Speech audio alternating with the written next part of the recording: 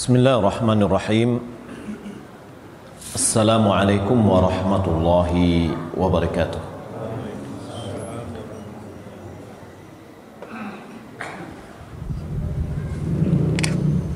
Innal hamdalillah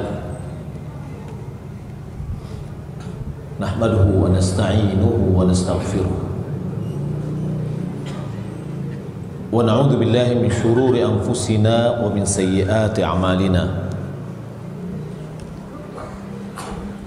Man yahdihillahu fala mudilla lahu wa man yudlil fala hadiya lahu.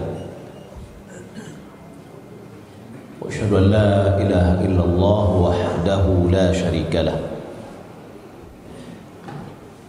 Wa asyhadu anna Muhammadan 'abduhu wa rasuluh. Allahumma salli wa sallim ala nabiyyina Muhammad wa ala alihi wa sahbihi ajma'in. Amma ba'd. Bapak, Ibu, saudara dan saudari jamaah yang dimuliakan Allah Subhanahu wa taala. Alhamdulillah, segala puji bagi Allah Subhanahu wa taala yang Allah telah jadikan kita sebagai pengikut Muhammad bin Abdullah sallallahu alaihi wasallam.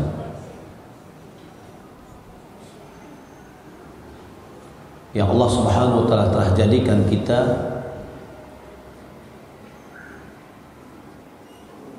sebagai umat yang mencintainya.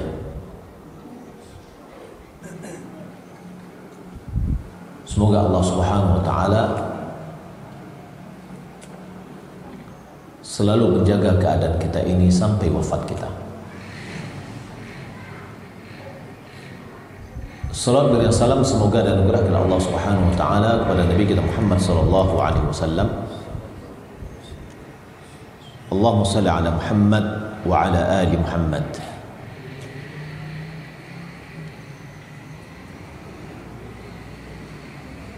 Beliau telah dipilih oleh Allah Subhanahu wa taala untuk kita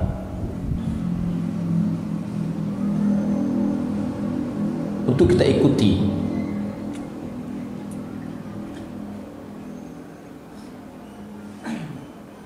dan untuk kita cintai. Kecintaan kita kepada Nabi sallallahu alaihi wasallam tidak sama dengan kecintaan yang lain.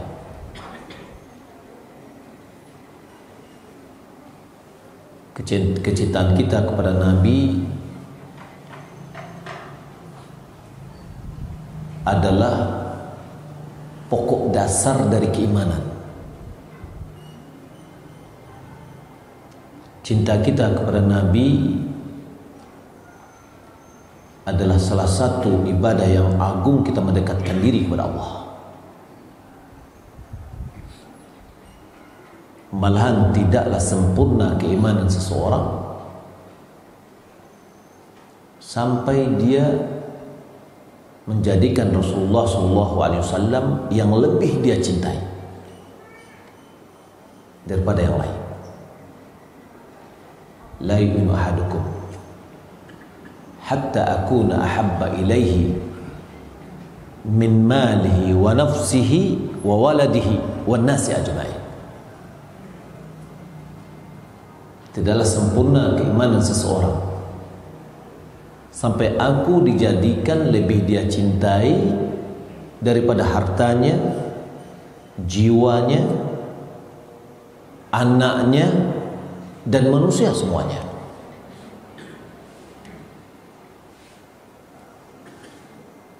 Cinta kepada harta, cinta kepada diri, cinta kepada anak, itu adalah fitrah yang telah Allah Subhanahu wa taala tanamkan kepada setiap manusia.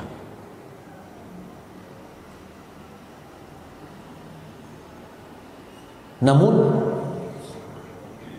kecintaan kepada Nabi, karena ini adalah unsur ibadah, harus dikedepankan.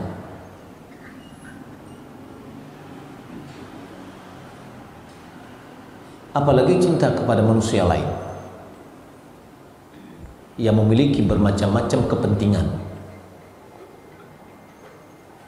Terkadang kita melihat ada sebagian kita lebih cinta kepada atasannya kepada cinta kepada Allah dan Rasulnya.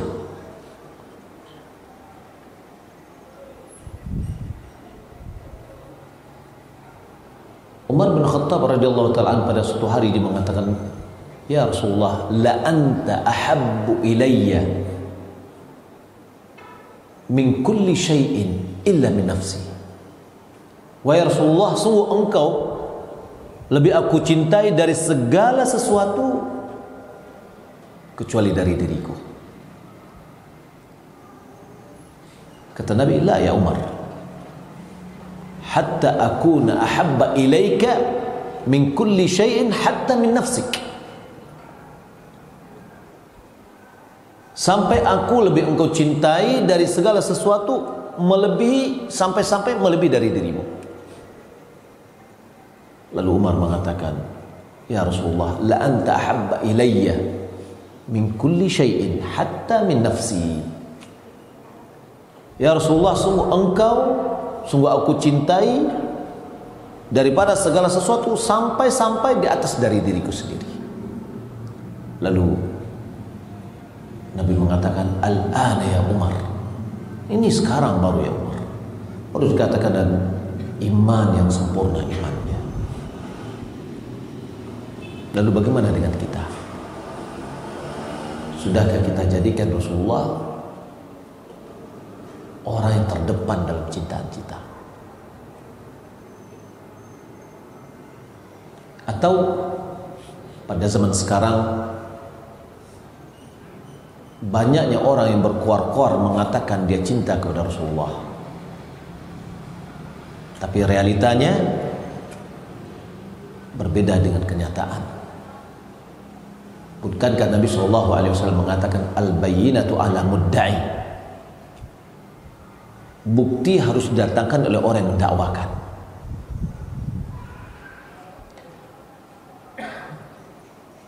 Bapak Ibu dimuliakan Allah Subhanahu wa taala, kajian kita pada malam ini dari sisi lain.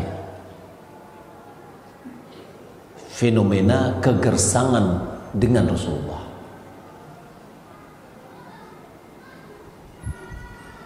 Kita ingin mengenal apa saja fenomena-fenomena bentuk kegersangan kita kepada Rasulullah. Orang Arab mengatakan, "Araftu syarra la li syarri walakin li tawaqqihi." Aku mengenal keburukan bukan gara-gara buruknya, tapi agar bisa menghindarinya. Wa man lam ya'rif asy-syarra minal khairi waqa'a fihi. Siapa yang tidak mengenal keburukan dari kebaikan, boleh jadi dia terjerumus di dalamnya. Kita mengenal fenomena-fenomena kegersangan. Makna kegersangan ini adalah sikap kelalaian kita, sikap kita acuh tak acuh, atau sikap kita yang jauh dari mencintai Rasulullah SAW. Tidak diragukan lagi bahwasanya terdapat kekurangan-kekurangan dari kaum muslimin terhadap Nabi mereka Muhammad bin Abdullah sallallahu alaihi wasallam. Sikap yang kurang.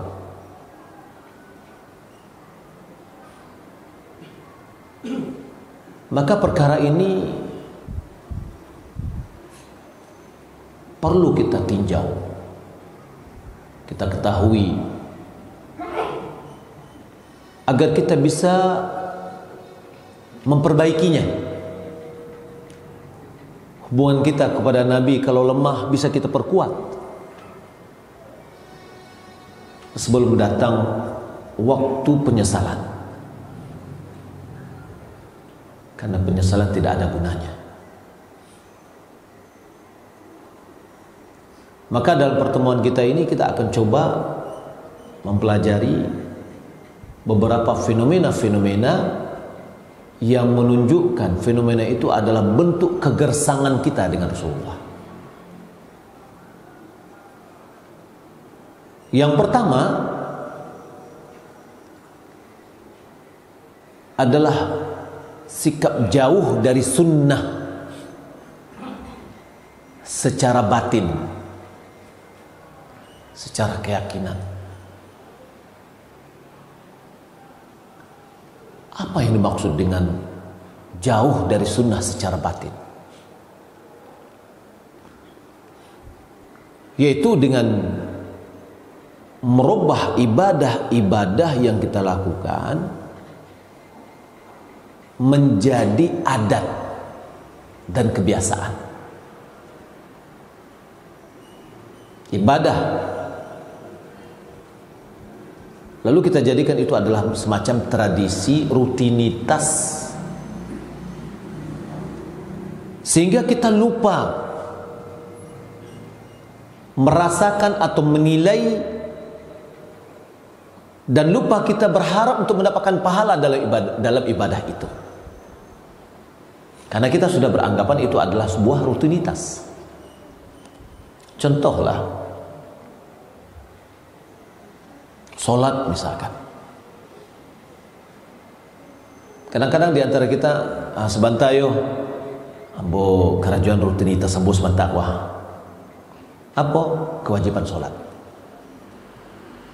Hilanglah ruh ibadah itu hilang gitu loh. Kita merasa hanya sebatas sebuah kewajiban, tapi berharap mendapat pahala, berharap mendapatkan ganjaran dari Allah, itu hilang. Makanya sebagian ulama seperti Syekh Ibn Utsaimin memberikan definisi terhadap solat itu adalah ibadatun lillah. Solat itu adalah ibadah kepada Allah yang memiliki perkataan tertentu dan perbuatan tertentu. Dimulai dengan takbir, diakhiri dengan salam.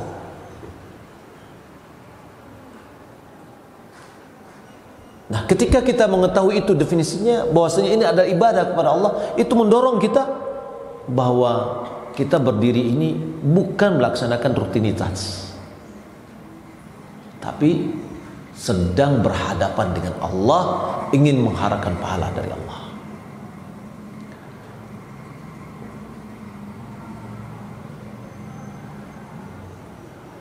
Atau fenomena yang ini, yakni jauh dari sunnah secara batin,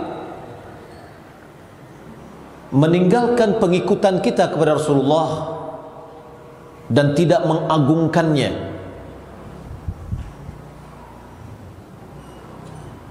dan tidak mencintainya secara hati yang murni kepada Allah, kepada Rasulullah SAW. Jadi hubungan kita secara batin kepada Rasulullah itu rasanya gersang gitu loh. Karena mahabbah qalbiyah kita itu kurang.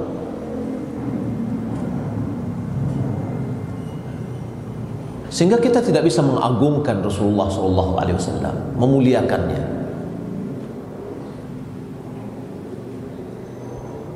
Nah, termasuk juga melupakan sunnah-sunnahnya,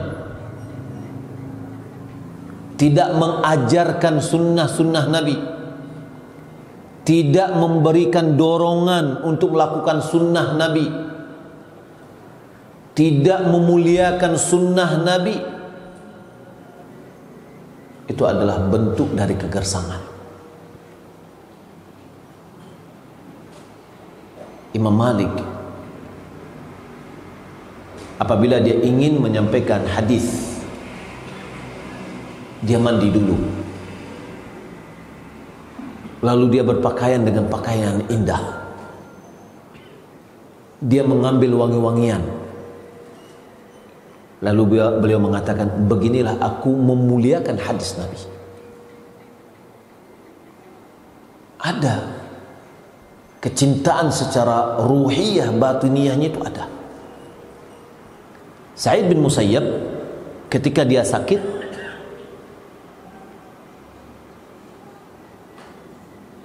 Dia minta didudukkan. Beliau mengatakan, sangat agung bagi saya kalau seandainya saya berbicara tentang hadis Nabi sementara saya berbaring. Dalam memuliakan hadis Nabi SAW. Ini para salaf betul-betul dia mencintai sunnah Nabi, mendekati sunnah Nabi secara batin. Ini yang pertama. Jadi kegersangan yang terjadi ketika kita menjauh dari sunnah secara batin, kecintaan dan pengagungan kita. Yang kedua, jauh dari sunnah secara zahir yang tampak. Ini juga bentuk kegersangan kita dengan Rasulullah SAW. Walaupun kita mengatakan ambo cinta dengan Rasulullah, tapi sunnah Rasulullah itu tidak nampak di badan awak, tidak nampak dalam realita kita. Tidak mengamalkan sunnah-sunnah yang zahir, yang tampak, baik itu yang wajib atau yang mandub, yang dianjurkan. Apa itu sunnah? Sunnah itu adalah ma'udhifa ila Nabi SAW min qawlin au fi'lin au taqririn au sifatin khuluqiyah au khalqiyah. Sunnah itu apa yang disandarkan kepada Nabi, baik itu perkataan atau perbuatan beliau, atau takrir beliau, atau sifat beliau, baik yang bersifat akhlak atau yang bersifat fisik. Nanti juga bagian dari itu akan kita pelajari. Maka sunnah ini kalau kita bawa kepada secara bahasa saja, sunnah itu adalah tradisi, kebiasaan yang dilakukan oleh Nabi. Ada yang bersifat wajib, ada yang bersifat dorongan. Jadi tidak semua sunnah itu sunnah. Ya, kalau di kerajaan dapat pahala, kalau tidak di kerajaan tidak apa-apa. Itu ada bagian dari makna sunnah menurut ahli fikih. Karena ahli fikih dia membahas tentang hukum aplikasi, ya, hukum taklifi, pembebanan, apakah dia wajib atau sunat atau mubah atau makruh atau haram. Itu yang pembahasannya. Tapi pembahasan kita yang maksud dengan sunnah ini adalah apa yang kita dapatkan dari Nabi, baik itu kedudukannya adalah wajib atau dia mustahab yang dikatakan dengan sunat. Maka meninggalkan atau tidak mengamalkan sunnah-sunnah yang tampak, yang jelas, baik yang wajib maupun yang sunat. Sebagai contoh, misalkan sunnah-sunnah i'tiqad.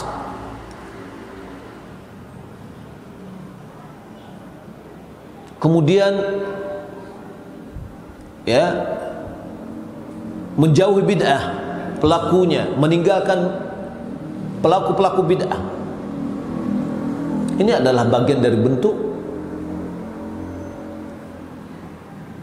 sikap sunnah. Atau sunnah-sunnah muakkadah, sunnah-sunnah yang ditekankan, ya, seperti sholat rawatib. Nah itu betul-betul nampak. Atau sunnah-sunnah di dalam makan, sunnah-sunnah dalam pakaian, sunnah-sunnah di dalam witir 2 rakaat duha, atau sunnah-sunnah yang kita kerjakan di waktu kita melaksanakan haji dan umrah, atau sunnah-sunnah yang berhubungan dengan puasa, atau yang lainnya, yang sebagian orang menganggap itu hanya adalah semacam sunnat. Kalau sunnat cenderungnya bagi masyarakat kita bagaimana? Cenderungnya ditinggalkan. Pak Banda kerajaan itu kan sunnatnya. Kalau di kerajaan dapat pahala, kalau tidak kan dapat apa-apa. Karena dia mengatakan fadlah, kelebihan. Tapi ketika makruh cenderung dilaksanakan. Pak, badai buat kerajuan itu kan makruh. Kalau wak kerajuan ndak baba, kalau wak tinggal wadah pepalo. Cenderung yang makruh itu dilakukan, yang sunat ditinggal.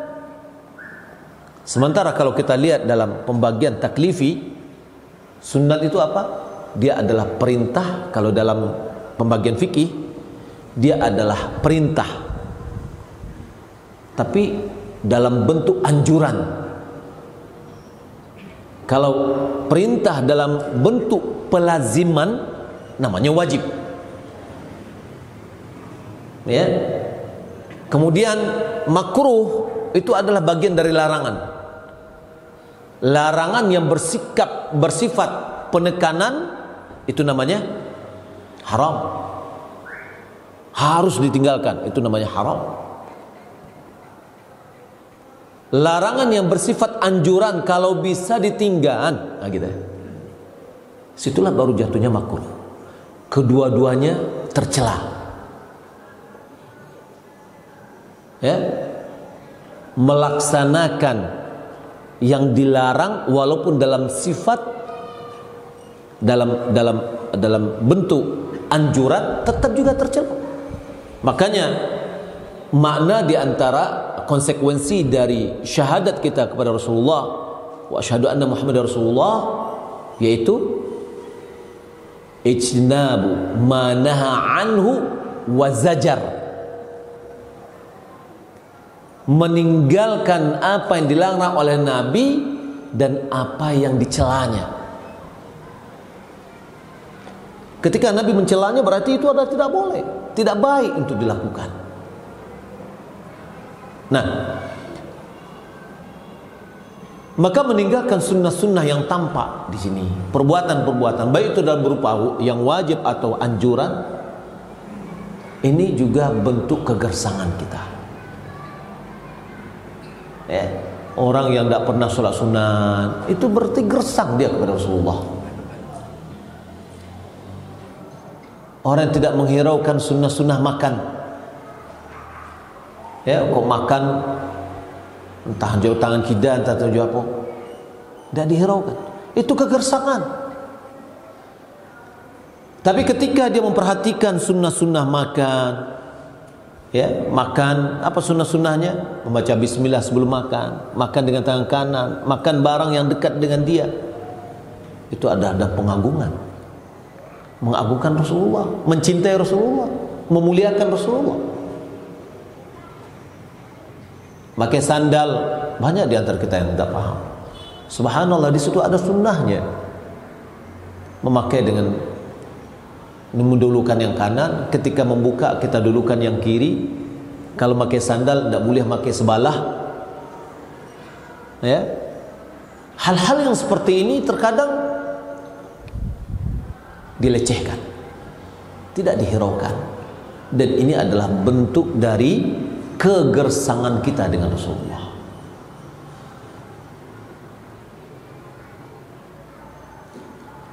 Maka kalau kita lihat, hati seorang hamba itu tidak akan bisa lurus. Yang sebenar-benarnya tidak bisa lurus, yang sebenarnya sampai dia bisa mengagungkan sunnah. Sampai dia betul-betul dia berusaha untuk melaksanakan sunnah. Dia beramal. Nabi SAW mengatakan, "Faman raghiba an sunnati falaysa minni." Biasanya hadis itu bila diucapkan tuh? Hah? Tahu Bapak Ibu? Yang sering kita dengar. Ini adalah di waktu mukaddimahnya menikah. Ya, orang Kawang mulai di mukaddimah khutbatul hajahnya sebutkan di situ, an-nikahu min sunnati faman raghiba an sunnati falaysa minni. Apakah nikahnya aja sunnahnya? Yang lain-lainnya bagaimana? Banyak sunnah-sunnah Rasulullah SAW yang harus kita hidupkan, dan dia masuk di dalam faman raghiba an sunnati falaysa minni. Siapa yang tidak suka dengan sunnahku, maka dia bukan dari golonganku, kata Nabi SAW. Dan Allah memerintahkan secara umum, ya, apa yang diperintahkan oleh Allah Subhanahu wa taala, wa ma ataakumur rasulu fakhudhuhu wa ma nahaku anhu fantahu.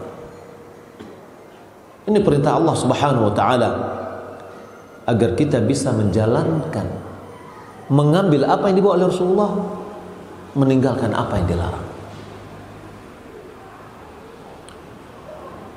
Ubay bin Ka'ab dia mengatakan, alaikum bis sabili was sunnah.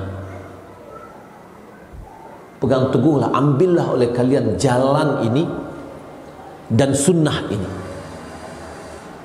Jadi Ubay bin Ka'ab seorang sahabat menyuruh kita untuk berpegang teguh dengan manhaj dan berpegang teguh dengan sunnah Rasulullah SAW. Fa innahu ma min 'abdin 'ala as-sabili was sunnati dzakara Allah faqsha'ara jilduhu min makhafatillah illa tahatat anhu khatayahu kama tahatur waraqu al-yabis anis syajarah.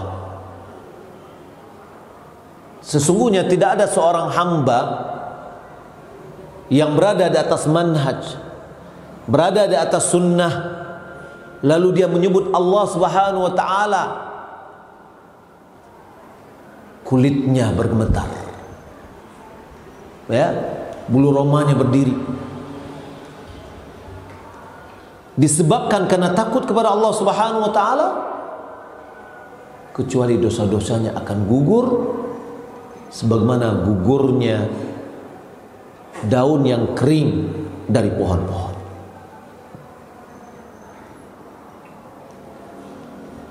Wa ma min 'abdin 'ala as-sabili was sunnah dzakara Allah khalian fafadat 'ainahu min khasyatillah illa lam tamassahu an-nar abada. Tidaklah seorang hamba yang berada di atas jalan, di atas manhaj dan sunnah, lantas dia mengingat Allah dalam kesendiriannya, lalu matanya menangis karena takut kepada Allah Subhanahu wa taala, kecuali dia tidak akan disentuh oleh api neraka.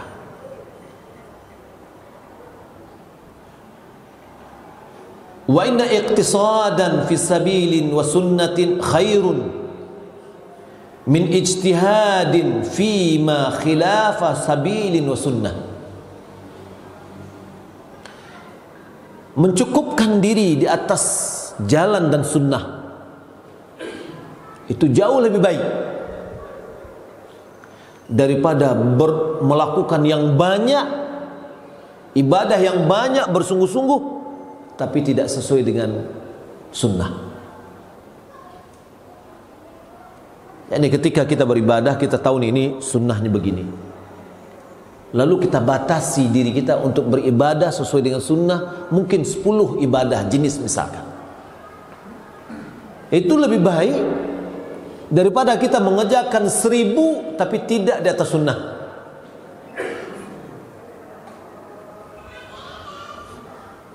Fahrisu an takunu amalukum iqtisadan wa ijtihadan ala minhajil anbiya'i wa sunnatihim. Maka berusahalah terus agar amalan kalian, katanya,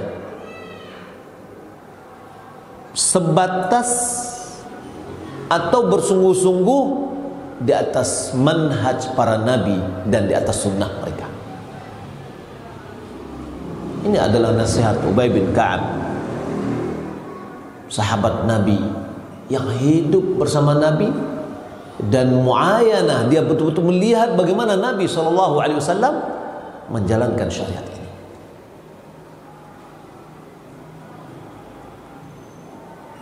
Kaum muslimin dan muslimat yang dimuliakan Allah Subhanahu wa taala. Adapun yang ketiga, bentuk kegersangan kepada Nabi SAW atau dengan Nabi SAW adalah menolak hadis-hadis yang sahih.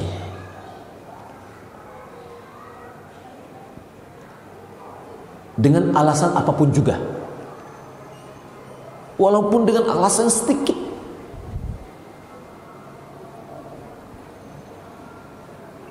Seperti alasannya tidak sesuai dengan akal, logika,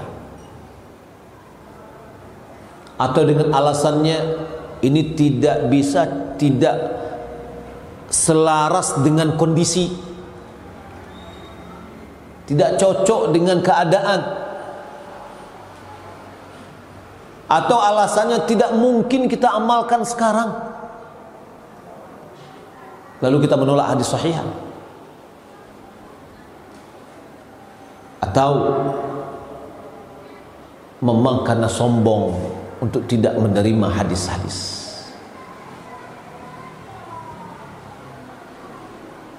Atau dengan cara mentakwil nas-nas hadis,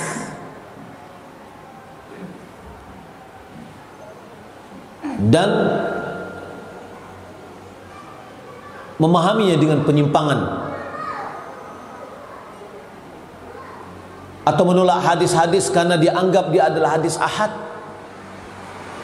ya? Atau dengan dakwaan cukup dengan Al-Quran atau yang lainnya. Maka hal ini semua adalah bagian dari bentuk kegersangan kepada Rasulullah SAW. Kalau ini yang kita lakukan, bagaimana kita bisa mengatakan saya cinta kepada Rasulullah tapi hadisnya kita tolak?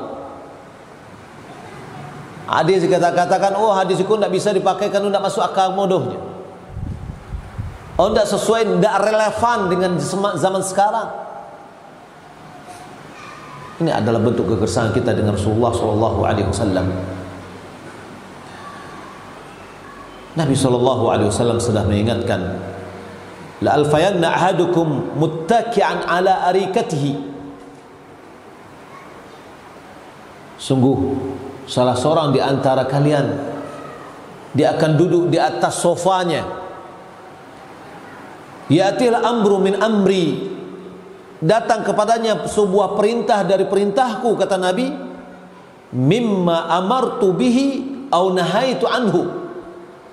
Datang kepadanya sebuah perkara dari perkaraku, dari apa yang aku perintahkan atau apa yang aku larang. Fayaqul, lalu dia mengatakan, la nadri. Oh, omongan ini, oh yang ini kita enggak tahu. Ma wajadna fi kitabillahi taba'nah. Apa yang kita dapatkan dalam Al-Quran itu yang kita ikuti. Nabi semenjak dahulu sudah mengingatkan akan ada zaman hanya orang berpegang dengan Al-Quran, tidak mau dengan sunnah. Dan ini adalah bentuk kegersangan yang nyata. Kalau ada orang mengatakan demikian, cukuplah dari kami Al-Quran aja, tidak usah dengan sunnah, maka kita katakan berarti anda tidak sholat 5 waktu. Berarti sholat anda tidak ada bacaannya. Kenapa? Ya, kita katakan juga berarti anda sholat zuhurnya 10 rakaat, maghribnya 20 rakaat, isyanya 1 rakaat. Kenapa? Karena di dalam Al-Quran tidak ada dijelaskan zuhur 4 rakaat, asar 4 rakaat, maghrib 3 rakaat, tidak dijelaskan. Di dalam Al-Quran tidak dijelaskan berapa yang harus zakat yang harus kita keluarkan. Semuanya kita dapatkan rinciannya adalah dalam hadis Nabi. Maka orang yang mengatakan bahwa dia cukup dengan Al-Quran, tidak dengan sunnah, dia tidak bisa beribadah dengan baik kepada Allah Subhanahu wa ta'ala. Kita temukan kebanyakan dari hadis, dari syariat ini adalah dari hadis ahad. Hadis itu secara dilihat kepada jalan-jalan yang menuju kepada Nabi, itu terbagi kepada dua, mutawatir dan ahad. Hadis mutawatir adalah hadis yang diriwayatkan oleh jumlah orang yang banyak, mustahil mereka untuk melakukan kesepakatan berbohong atas nama Nabi. Adapun hadis ahad adalah hadis yang diriwayatkan yang jumlah jalannya kurang dari mutawatir.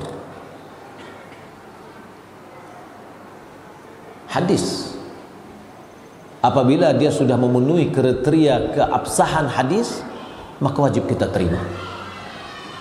Ittisalu sanad, nyambungnya sanad, perawinya adil, dhabit, kemudian tidak syadz atau menyelisihi hadis yang kuat, dan tidak ada illat di dalamnya, maka kita terima itu adalah syarat sahnya hadis, sahihnya hadis. Baik itu ada dalam Sahih Bukhari, ada Sahih Muslim, atau yang lainnya. Maka selama hadis itu memenuhi kriteria kesahihan hadis, maka kita terima. Berarti benar itu datang dari Rasulullah. Hadis mutawatir itu pasti 100% dari Rasulullah. Sebagaimana Al-Quran diriwayatkan secara mutawatir. Adapun hadis ahad, selama dia memenuhi kriteria kesahihan, maka dia adalah hadis yang bisa kita pegang. Kaum muslimin dan muslimat yang dimuliakan Allah Subhanahu wa taala, Ibnu Qayyim dia mengatakan, wa minal adabi ma'ahu alla yustashkal qawluhu. Merupakan adab kita dengan Rasulullah tidak mempermasalahkan sabda beliau.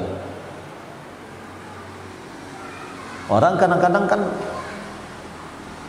karena kurangnya pemahaman dia, hadis Nabi ini diperkarakan, dipermasalahkan. Ketika dia tidak bisa memahaminya, akhirnya dia tinggalkan.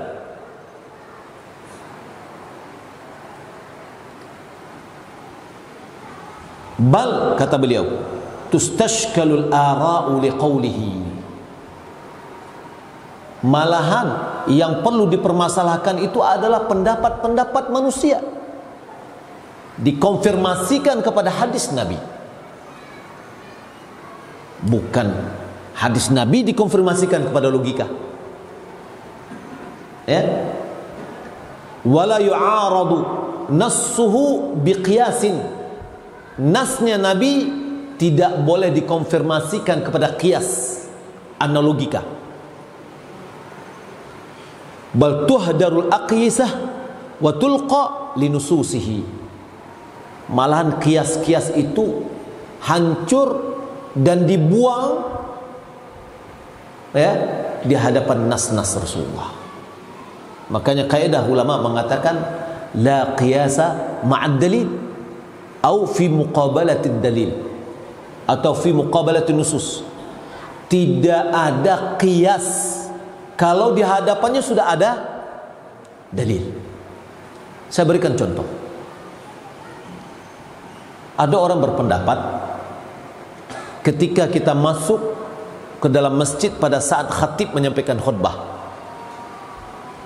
apa katanya? Kita langsung saya duduk.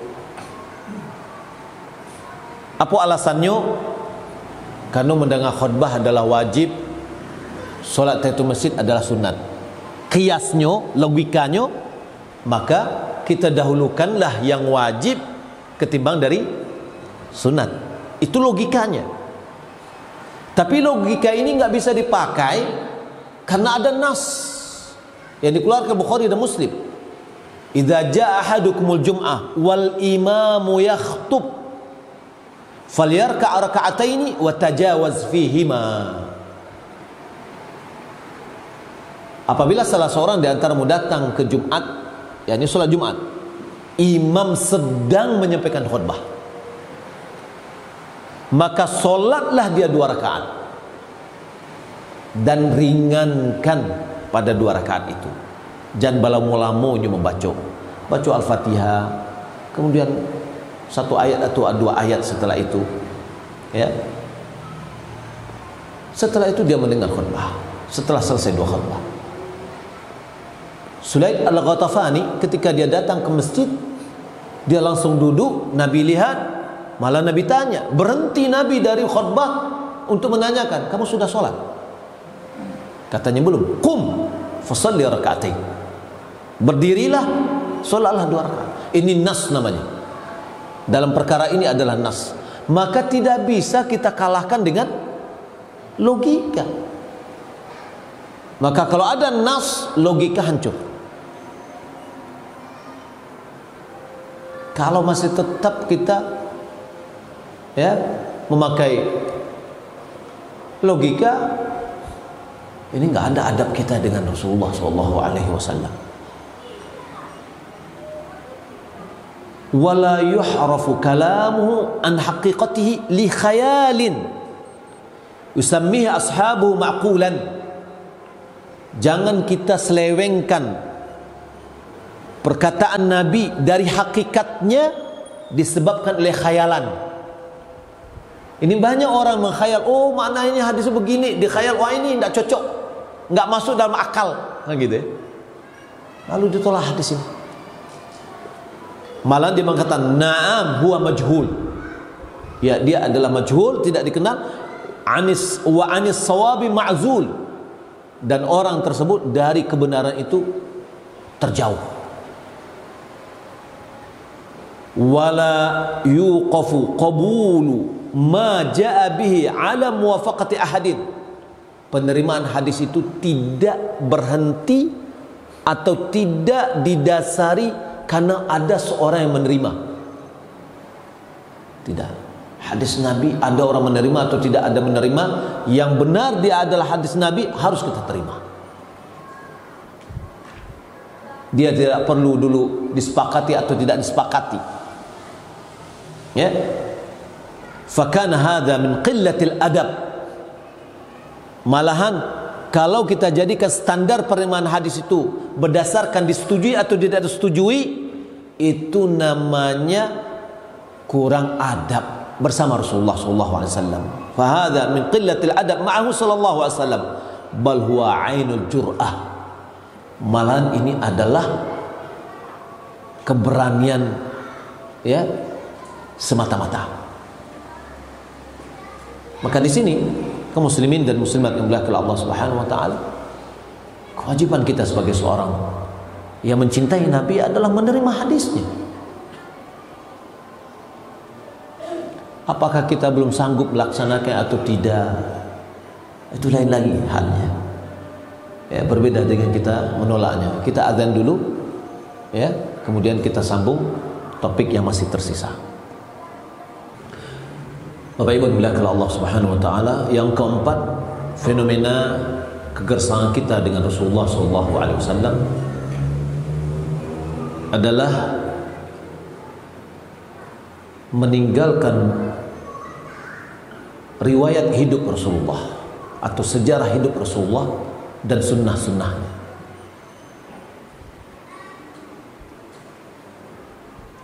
Pindah kepada riwayat hidup yang lain.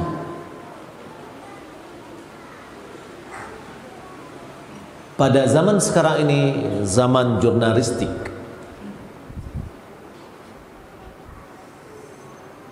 ya, tampak sekali kegersangan itu di dalam merubah atau menukar,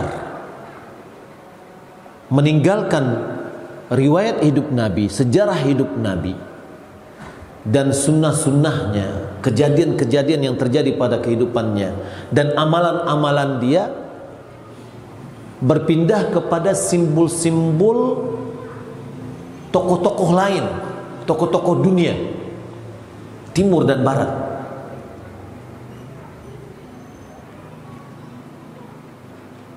Baik itu dari sisi kepemimpinan, politik, pemikiran atau filsafat, atau dalam adab atau akhlak, etika,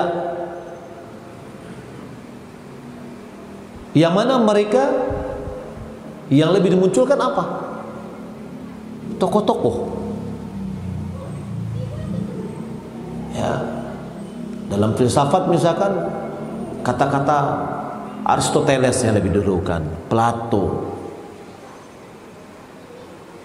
Di dalam akhlak atau budi, ya, tokoh-tokoh lain. Dalam pemikiran, ya, itu dimunculkan perkataan orang barat, perkataan sedikit perkataan orang barat. Sejarah kehidupannya itu yang dimunculkan. Tapi dilupakan sejarah kehidupan Rasulullah.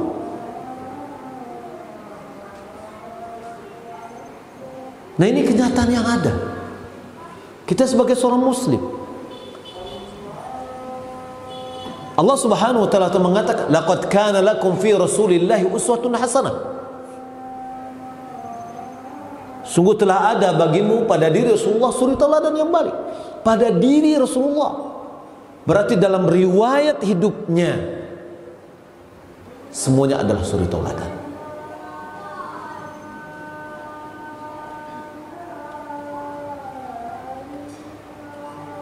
Akhlak siapa yang lebih tinggi daripada akhlaknya Rasulullah? Etika yang paling tinggi daripada etikanya Rasulullah.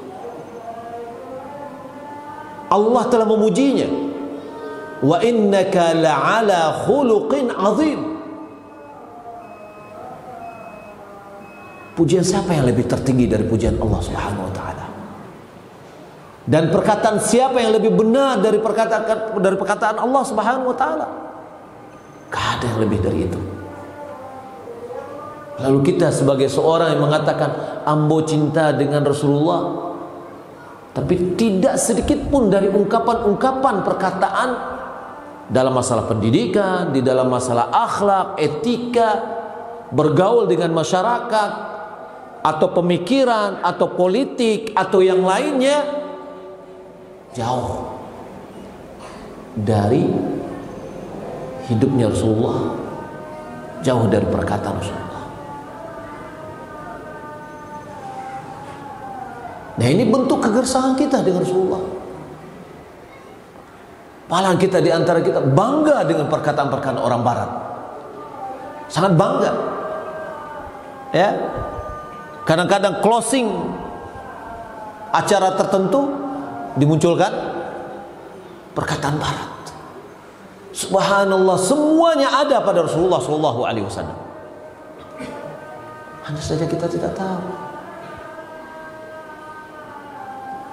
Imam Ahmad mengumpulkan hadis 40.000 hadis dari Rasulullah Sallallahu Alaihi Wasallam dalam kitabnya. Imam Bukhari menghafal 100.000 hadis yang sahih dari Rasulullah Sallallahu Alaihi Wasallam. Tidak akan cukup bagi kita itu.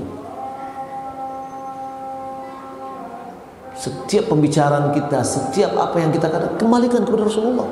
Ini bukti cinta kita kepada Rasulullah. Tanda dari cinta seseorang kepada orang tertentu, acok-acok menyabuinya. Ya, le kodok-kodoknya mau jembuk, itu berarti memang yo cinta. Tapi kalau tidak, jarangnya menyebut nama. Dipertanyakan, iya oleh cinta atau tidak? Maka kita lihat, ya, fenomena ini terkadang menggandengkan malahan perkataan manusia biasa, malahan orang bukan muslim, terkadang digandengkan dengan sabda Nabi. Atau terkadang melebihi dari itu. Ya, mana kita dengan Rasulullah? Perkataan Nabi, Allah Subhanahu wa taala mengatakan, in huwa illa wahyu yuha. Tiada lain dia adalah wahyu yang diwahyukan kepadanya. Firman Allah Subhanahu wa taala, kegersangan kita. Bapak Ibu dimuliakan Allah Subhanahu wa taala. Kondisi ini, ya, perkataan orang tokoh-tokoh tertentu digandengkan dengan perkataan Nabi, perbuatan tokoh-tokoh tertentu digandengkan atau dibandingkan dengan perkataan atau perbuatan Nabi. Mana kita yang mengatakan kita cinta kepada Rasulullah? Perbuatan kita malah sering adalah kegersangan. Tentang sejarah Nabi, buku yang terbaik sebagaimana kita sudah sebutkan sebelumnya pada pertemuan sebelumnya, tentang faktor-faktor yang menambah keimanan adalah mengenal sejarah Nabi, riwayat hidup beliau, mengenal sunnah-sunnah beliau, yaitu kitab Zadul Ma'ad fi Hadi Khairil Ibad.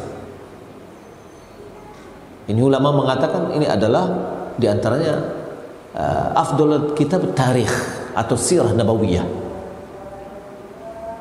karena dia tidak hanya membicarakan tentang masalah apa yang sudah terjadi, tetapi diambil pelajaran-pelajaran dari kisah tersebut.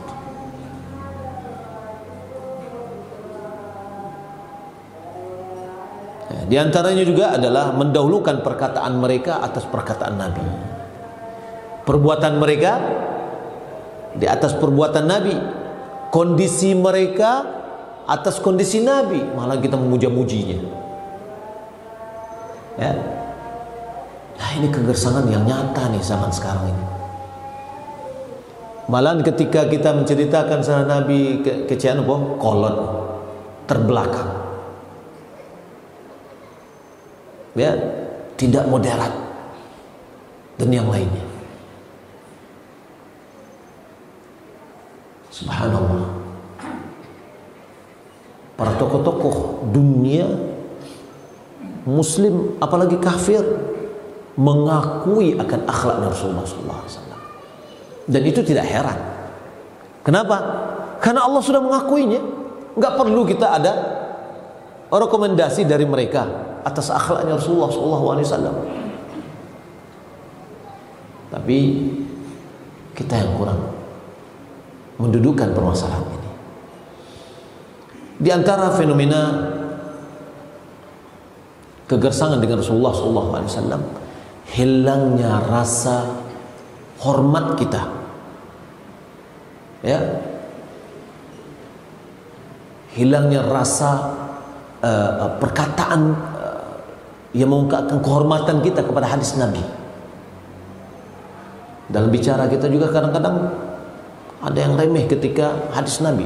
Hal ini kita lihat ketika kita mujalasah duduk dengan kawan-kawan, atau apalagi di media sosial. Ada yang diskusi, sebutkan hadis Nabi, semua orang mau komentar. Subhanallah, ini hadis Nabi dikomentari dengan macam-macam, dan kemudian ya, masing-masing menafsirkan keinginannya. Ini enggak ada haibah, tidak ada rasa segan, rasa hormat terhadap hadis Nabi SAW. Dan ini bentuk kegersangan.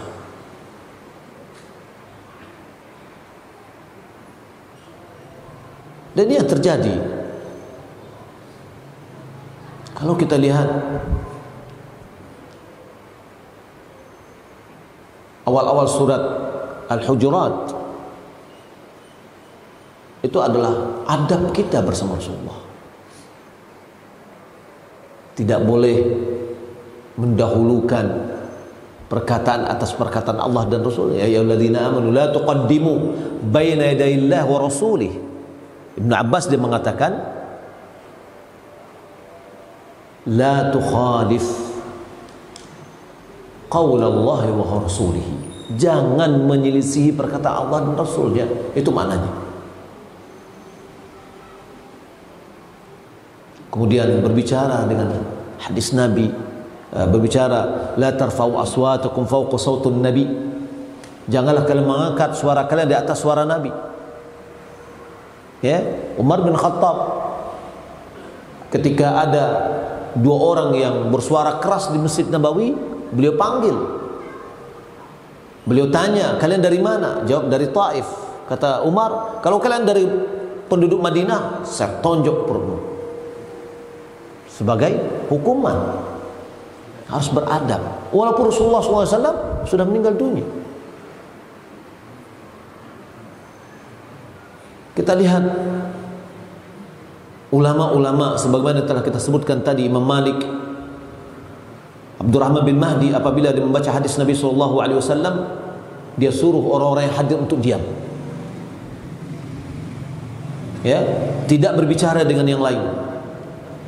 Tidak boleh dia meruncing pensilnya. Betul-betul dia diam gitu, mendengar hadis Nabi. Itu adabnya. Ya, tidak boleh senyum, tidak boleh berdiri, sehingga seakan-akan di atas kepala mereka itu ada burung. Yani diam, tenang, nggak bergerak, seakan-akan mereka di dalam sholat. Kalau seandainya Abdurrahman bin Mahdi ini melihat ada orang yang ketika dia membacakan hadis, ada yang berbicara atau ada yang senyum, dia pakai sandalnya, dia pergi. Ini menunjukkan ini nggak ada adabnya dengan Rasulullah SAW. Subhanallah, bagaimana kalau seandainya Abdurrahman bin Mahdi hidup di tengah-tengah kita? Imam Malik sebagaimana yang telah kita sebutkan tadi, beliau sangat mengagungkan hadis Nabi SAW. Apabila dia ingin menyampaikan hadis, dia mandi, dia memakai parfum, dia memakai pakaian yang terbaik, ya. Dia memakai imamahnya, kemudian dia duduk dengan penuh khusyuk, tawadu, dan penuh penghormatan terhadap Nabi SAW. Bapak Ibu dimuliakan Allah Subhanahu Wa Taala, di antara bentuk kegersangan kita dengan Nabi SAW adalah meninggalkan orang-orang yang menjalankan sunnah, atau menggunjingi mereka, atau mengolok-olok mereka. Ini bagian dari bentuk gersang kita dengan Rasulullah. Ada orang menjalankan sunnah, malahan dia menjadi ejekan, menjadi topik sumber pembicaraan yang lama di kadai-kadai. Ini dipertanyakan nih, bagaimana kita dengan Rasulullah SAW. Kegersangan hati dan sikap kita kepada orang-orang yang melayani sunnah Rasulullah, yang menjalankan sunnah Rasulullah. Ini bentuk kegersangan kita dengan Rasulullah SAW. Mereka menjalankan sunnah Nabi, maka hendaklah kita hormati dia, karena dia sudah menjalankan apa yang diajarkan Rasulullah. Mungkin kita belum bisa melakukannya, maka kita katakan, wah saya belum tahu, belum bisa. Mereka sudah hebat, mereka sudah mampu, saya pengen seperti mereka. Itu adalah sikap yang gentleman, yang benar. Maka kalau kita lihat dalam hadis Nabi SAW yang dikeluarkan Bukhari, alamatul iman, ayatul iman hubbul ansar, wa ayatul nifaq bughdul ansar. Tanda dari iman mencintai orang Ansar. Tanda dari kemunafikan adalah membenci orang Ansar. Kenapa disebut orang Ansar? Kenapa tidak dikatakan Muhajirin? Karena orang Ansar itu yang menolong Rasulullah, menolong agamanya. Ketika kita mencintai mereka, berarti kita mencintai apa yang telah mereka lakukan dan apa yang telah mereka korbankan untuk menegakkan Islam. Ketika kita membencinya, terkandung di dalamnya membenci sikap mereka yang membela Rasulullah, yang membantu Rasulullah. Makanya tanda nifaq. Maka begitu juga dengan orang-orang yang menjalankan sunnah Rasulullah. Ketika kita benci dengan orang yang memakai sunnah Rasulullah, ini perlu dipertanyakan. Ini jangan kita benci dengan sunnah yang dia lakukan, bukan ke individu yang melakukan, tapi apa yang dia lakukan. Ini berbahaya. Dzalika bi annahum karihu ma anzalallah fa ahbata amalahum. Hal itu disebabkan karena mereka tidak menyukai apa yang diturunkan oleh Allah, maka itu bisa membatalkan amalan mereka. Bapak Ibu dimuliakan Allah Subhanahu wa taala. Mari kita tanamkan betul-betul cinta kita kepada Rasulullah itu tidak hanya sebatas omongan. Kalau hanya sebatas omongan itu namanya cinta gombal. Kita perlu pembuktian. Pembuktian itu kita lakukan dengan bagaimana kehidupan kita sehari-hari. Betul-betul kita cinta dengan Rasulullah, kita lakukan apa yang dilakukan oleh Rasulullah. Ya, tadi ada yang unsurnya wajib, ada yang unsurnya mustahab, dan kedua-duanya adalah baik. Kedua-duanya adalah baik. Nabi Allah Subhanahu wa taala mengatakan, "Qul in kuntum tuhibbunallaha fattabi'uni yuhibbukumullah wa yaghfir lakum dzunubakum wallahu ghafurur rahim." Katakan Muhammad, jika kalian betul-betul mencintai Allah, maka ikuti aku. Yakni mengikuti Rasulullah sallallahu alaihi wasallam. Ada dua keberuntungan yang kita dapatkan. Yang pertama, Allah mencintai kita. Jika kita ingin dicintai oleh Allah, maka ikutilah Rasulullah. Setiap kita menjalankan sunnah Rasulullah, Allah mencintai kita. Walaupun orang sekeliling kita tidak senang. Setiap kali kita mengikuti Rasulullah, Allah mengampuni dosa kita.